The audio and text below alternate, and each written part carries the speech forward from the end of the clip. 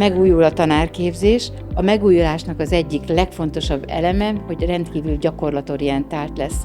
A gyakorlatorientáltság most a mi esetünkben itt a Miskolci Egyetemen nagyon úttörő dolog, ugyanis első pillanattól kezdve kimennek a hallgatók, és 5 éven keresztül minden évben fognak kint időt tölteni az iskolákban, és építik az ő tudásukat. Ez egy különlegesség azért, mert nem tömbösítve, nem elhúzva, és nem nagyon-nagyon ritkán találkoznak diákokkal az iskolában, hanem rögtön az első pillanattól kezdve megtörténik a pályaszocializáció. Tehát ez egy nagyon-nagyon fontos dolog.